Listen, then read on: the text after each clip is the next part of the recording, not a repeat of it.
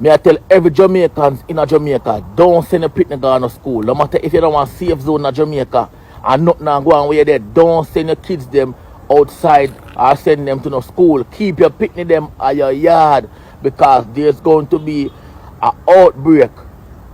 Cholera disease done active. The bacteria them active already down the west. The bacteria them done active down the west side of Jamaica, the western part of Jamaica, the bacteria them active already. Because the dog them were dead, the goat them were dead, the cow them were dead, the chicken them were dead, the sewage water plus the shit them, the pit them overflow, the people them we are shit and can't use the water for wash them on. There's no proper hygiene practices are going down at that side there. The bacteria already active. It are going to spread. And I beg the government all along Andrew Holness tough time. You know, I wonder when them say big C there Jamaica, there were a lockdown where them say boy so and so for happen and people must stay inside because them don't want people to catch the virus. Now that there is a disaster here in Jamaica and it is possible to have a cholera outbreak because most of the cemeteries across certain parishes have been digged up, grave wash gone, bodies, I don't know where them there, but some of the cemeteries, I post a video where you see the grave them wash gone in the sea, right?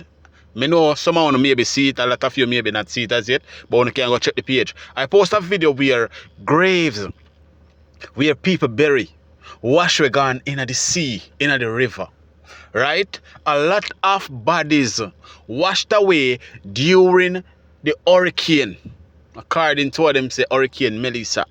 A lot of dead bodies are still lying down in communities, still unable to move up till today. The media here in Jamaica are not exposing these things to you guys.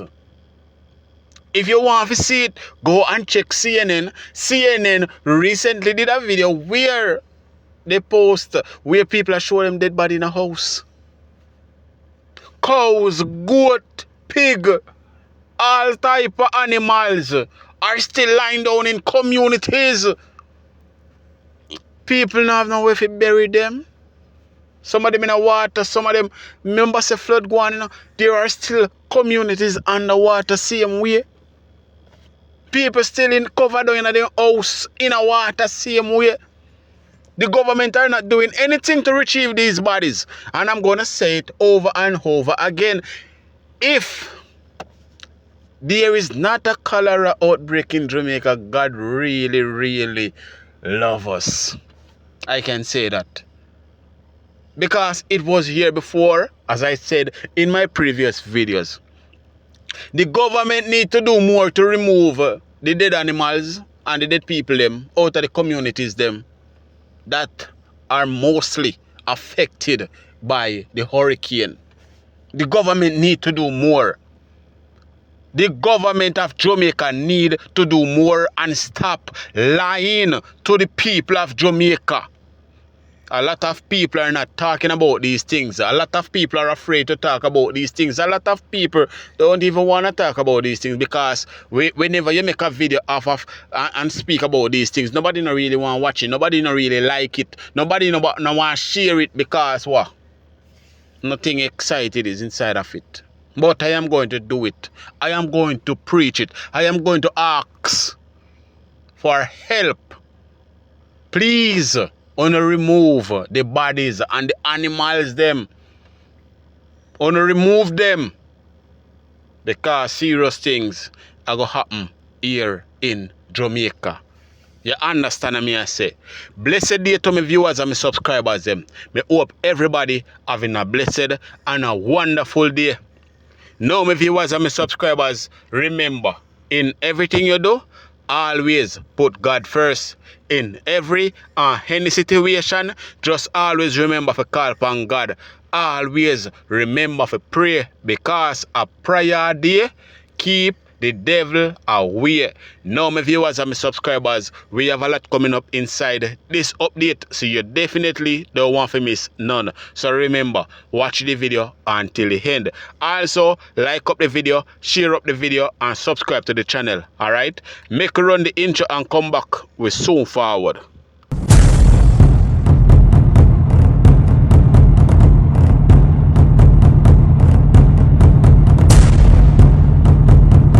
I want to thank the Prime Minister for his presentation today. It covered a great deal of ground and provided useful information as to how we as members of Parliament can expect to operate in the near future, and also the longer term approach that the government wishes to take in grappling with this catastrophic tragedy that has befallen our nation.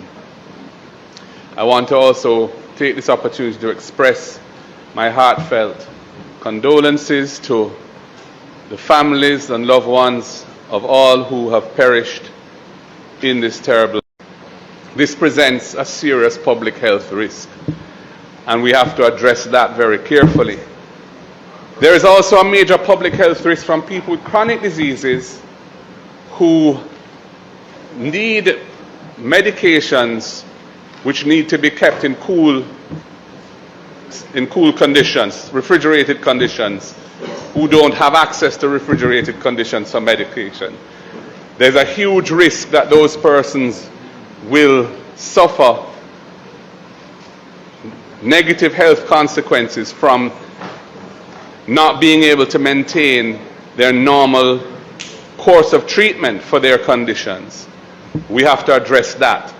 So in the hub and spoke model which we're trying to build out, that needs to be taken into account fully so that there can be a delivery of health care to people in communities who are currently not getting. Welcome back to my viewers and my subscribers them. Big up to all of my viewers. Big up to all of my subscribers them. We continually support the channel and help the channel to grow.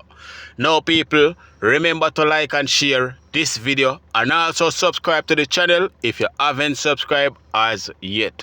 So now my viewers and my subscribers, as I said in previous video, the Prime Minister of Jamaica are not paying attention to the rest of Jamaica.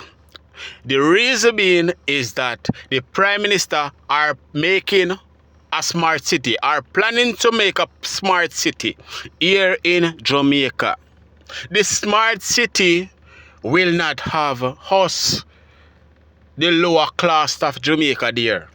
It will not have poor people there. It is not for poor people. It is for the Israeli and them. I said this before, that the government of Jamaica are going to make a city over there in St. Elizabeth, and it will not be for Jamaican, and a lot of people tell me if I shut my mouth until them hear the recording and the video from the Prime Minister himself saying that they're going to make a smart city in Westmoreland, a very unique one, and the people of Jamaica should not go down there go buy up no land, because down there no food no. So the question is, God wicked to we here in Jamaica, so that's as the government of Jamaica say want build a smart city. He identify Westmoreland and St. Elizabeth to build a smart city. God just match up so with hurricane? No. God is not like that. God no cruel and wicked like Andrew. God no have a wicked heart like Andrew Holness. As Andrew Holness say he want build smart city over there in Black River and Santa Cruz and Westmoreland, there comes Hurricane Melissa 3 months after. Wipe out those parishes, almost kill off everybody. But no house no left for them parish there. So the question is again, God so wicked to we here in Jamaica that him listen to Andrew Holness and just do the work for him? People, all I can say is that the people of Jamaica need to look out of their eyes. The government of Jamaica are planning to eliminate us. Me tell you a long time now, me tell you now. But in Parliament, the MPs post question to the Prime Minister regarding to their constituency, because over there in Hanover, in Clarendon and Trelawney and other parishes, the government of Jamaica are not paying attention to the people that got damage in those parishes. Is only paying attention to the smart city where I go build. St. Elizabeth alone. People, is it coincident the government of Jamaica are not paying attention to the rest of parishes them? Now the government of Jamaica, people, only give the MP them $10 million for build back houses and roads in their parish. Tell me how that a go work out when thousands of houses got damage. Prime Minister, as I was saying before, in a question, when you speak about the Fair Trade Commission... Remember, your volume is low, so you may want to pull the mic closer to you. The price of fuel has doubled. The price of food has doubled. The price of building material doubled. Taxi and bus fare have doubled also. I want you to give me an answer to how the government going to work within Westmoreland, Western or the parish of Westmoreland, in stopping some of the abuses which are taking place with our citizens. That's number one. Number two is when you speak to the assessment that will be done. Prime Minister, I want to ask a question. It's hard when you go to a citizen home and the citizen basically is without a roof. I think, and this is just a suggestion, Prime Minister, if we could more or less hire 100 persons in every constituency to go out and start doing the assessment, because it's hard to tell a man who's without a roof that he's going to have to wait until we clear all the roads, until we put all the mechanism in place to ensure synergy and all of that good stuff.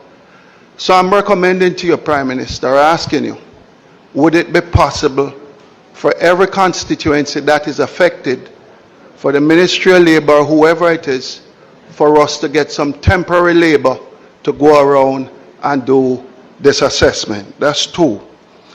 Three is the shelters. And I speak about the shelter in Townhead and other shelters. There's no bed.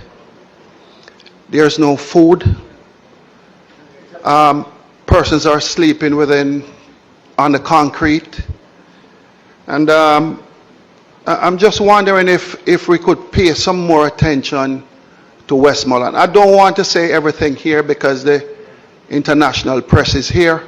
So, and you don't hear everything out to the public. But Prime Minister, I'm willing to have a conversation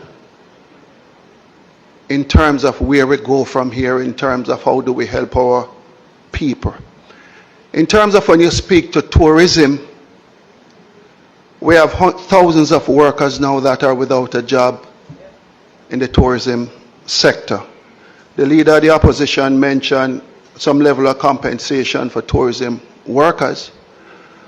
But a couple of weeks ago, the Minister of Tourism came here and he said that under the IDB there was $1 billion for small hotels to refurbish. And I want to ask the Prime Minister, could a part of that $1 billion be used for grant funding in terms of ensuring that the hotels in the constituency, the workers within the constituency, something can be worked out where between the workers and the hotel, the tourism sector, both work hand in hand in ensuring that we can get up running pretty soon. Prime Minister, the level of devastation / destruction that is in Westmoreland. I heard Member Vaz speak to just the level of trust in terms of the members of Parliament and the government. I want to work with the government in ensuring that we help all citizens.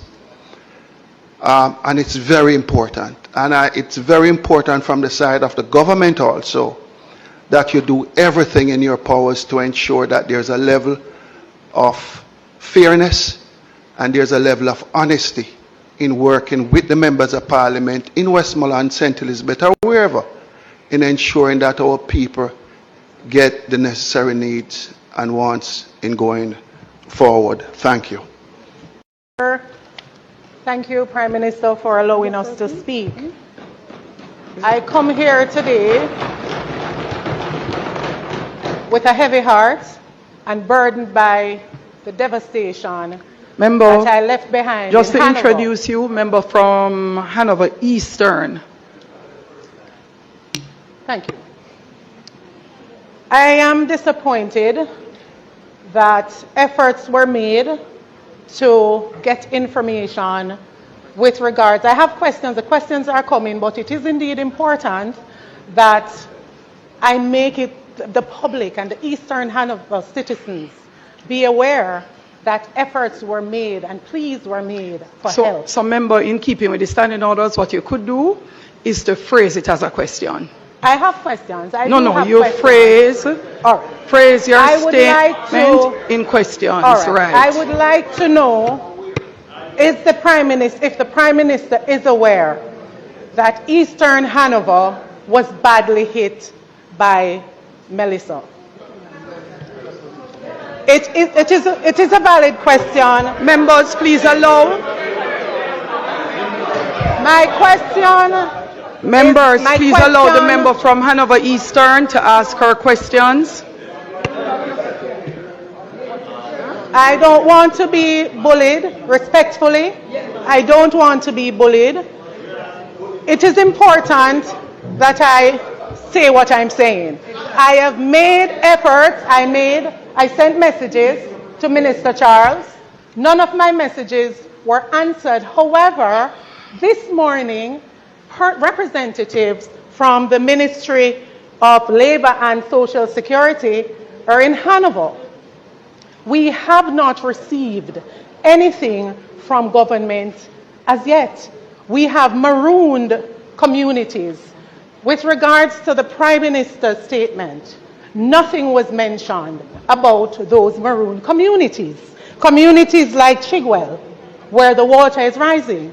Communities like Forest, Chester Castle, Lethe, Cops, and earlier I received a message that persons are marooned in New Mills. So it is indeed important that before I get to my questions, I lay these facts down. My questions are, when can we expect food and medical relief for Eastern Hanover? When can we expect air relief to residents of Chester Castle and New Mills, and also in the Forest area where people are moving around on boats? Thank you.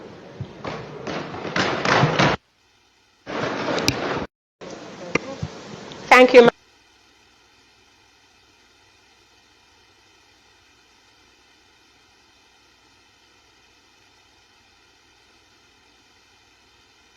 Member, you turned your mic off and on again, and that is unlikely that the person sitting beside you is the next person in line. Hold on. You may have to move.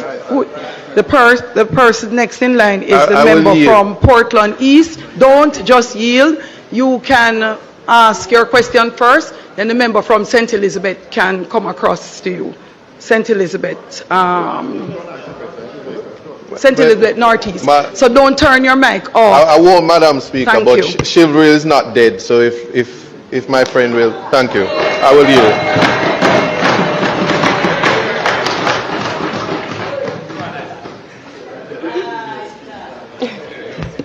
So, member, in keeping with the standing orders, permission to speak from a seat other than your own.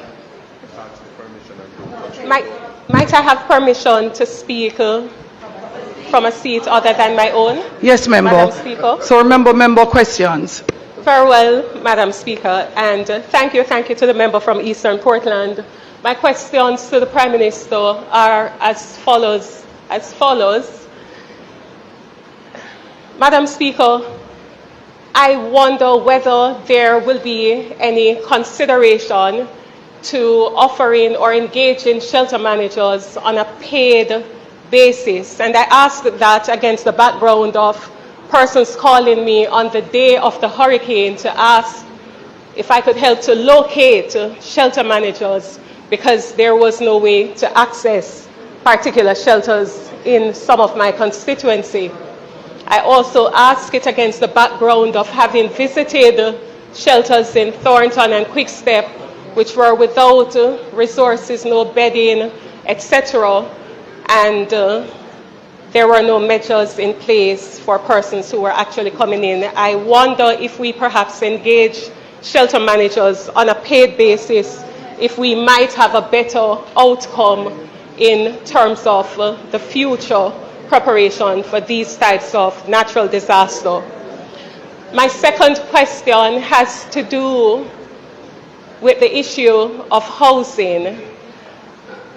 Would the Prime Minister be in a position to indicate or provide a timeline for persons living in northeastern St. Elizabeth to expect when they can perhaps look forward to having a roof over their heads? And I understand the exigency of the situation, but I ask the question because up to this morning, a resident from Park Mountain asked me, she said that she knew that the situation is dire, but she wanted to know when we would be able to assist her to get a house for her 5 children. So I'm asking, can the Prime Minister provide or indicate a timeline that those residents who were affected can look forward to getting housing assistance? Third, the Prime Minister spoke about connectivity and Starlink communication. Will there be any consideration to providing such connectivity to communities in northeastern St. Elizabeth? And if the answer is yes, might we have a timeline for the provision of such services? And finally, Madam Speaker, I represent a constituency that is cut off in the interiors, in the hills, where there is the likelihood that power and energy will not resume anytime soon.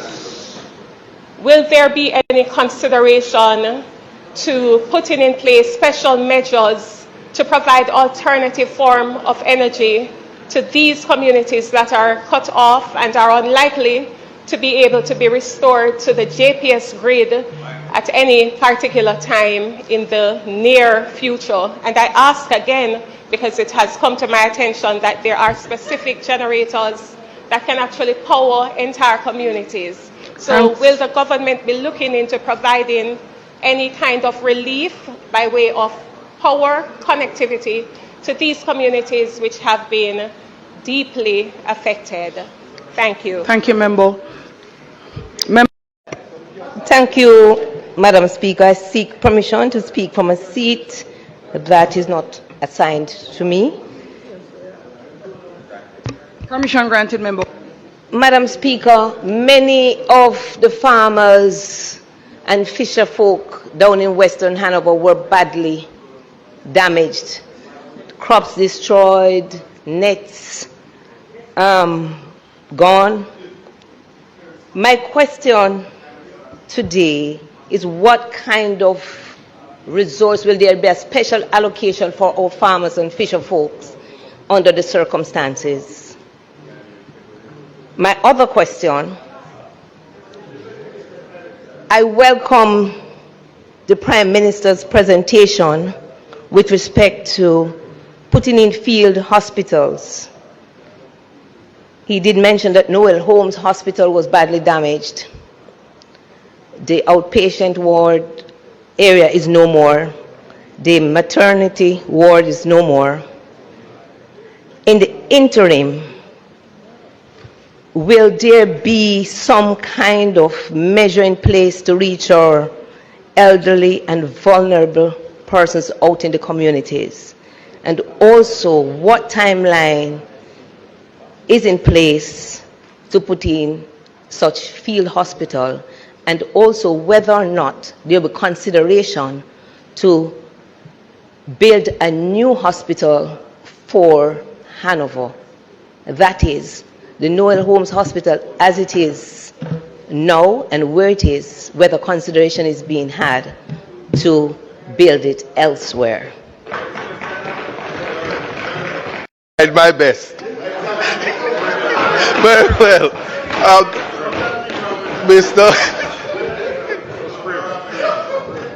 Mr. Prime Minister, I have three questions for you. One, the context of equitable distribution. Portland Eastern sits in the east of the island, but there are communities that are marooned. And I heard in your statement, you made mention of the use of technology. And while we applaud that, technology sometimes cannot be a substitute for the lived human experience. So much so that in Portland Eastern, there are communities where all the roofs were blown off. And because it's not a parish that is labeled as affected areas, albeit there are places, as in different communities that were affected, because we are a coastal parish, as you understand. Will there be a committee set up to investigate the maroon areas so that they can be attended first in time, like the other areas that have already been designated as such? In keeping with the equitable distribution, if I am to continue with the theme of dealing with human dignity, Portland Eastern is now situated as the least among us, but the spirit of the Constitution speaks about protecting the rights of the least among us. Since those who are affected that are not a part of the classification of the catastrophe that my colleagues speak of in the name parishes, it is my question to you whether you will reconsider, because of geographical location, size of the constituency, whether or not an allocation can be reconsidered on a situation ethics basis. So much so that the allocation for water for Portland Eastern, and I don't see the minister in here now, the allocation for basic, he's engaged in conversation, but the allocation for even food. Prime Minister, I did the math. It's $195 million for care packages for the 39,000 persons on the voters list alone. Now, I'm raising that to you because the public is watching. I'm in no way suggesting that you give me $195 million to feed the constituents, but I'm not being political now. The reality is, in terms of food distribution, the 1.5 million would amount to about 300 care packages at $5,000. Realistically,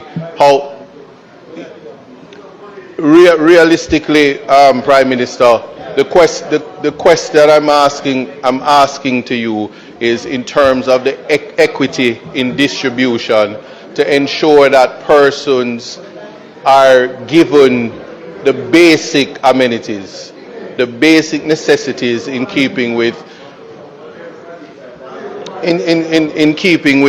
ensuring that persons aren't excluded from the distribution.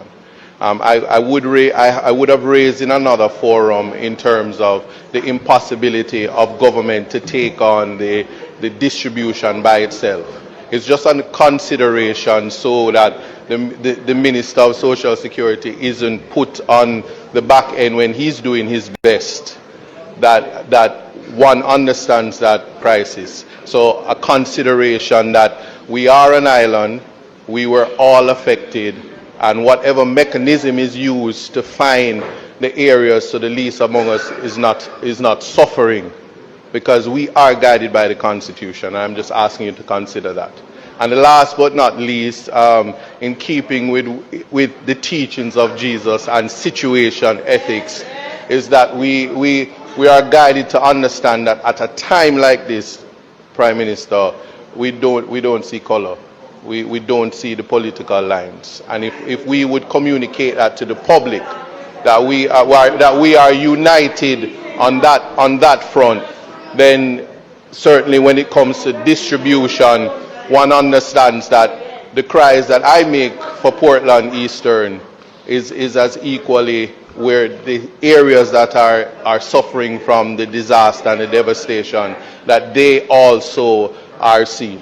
Thank you. Don't turn the mic off, please. I know, Thank you. Madam Speaker, thank you Member for your indulgence. from Question to the Prime Minister. Can the government confirm whether it has received confirmation that it will get the full payout of the 150 million US catastrophe bond which we undertook? My understanding is that we have received, or the payout is on its way, for the 70 million Caribbean catastrophe risk insurance bond. CRIF. The policy. If we get the full payout, Madam Speaker, both would amount to about 35 billion Jamaican dollars. Based on the Prime Minister's initial estimates of between 6 to 7 billion US dollars, which is about 1 trillion Jamaican dollars, even with the relaxation of the fiscal rules, and you might have 2 to 3% of GDP space, we still will have a significant shortfall. So my question to the government and the Ministry of Finance, have we commenced discussions, negotiations, submissions, particularly to the IMF that has a rapid funding facility that would allow us to access money to deal with all the priorities that you spoke about and that the members have raised? Thank you.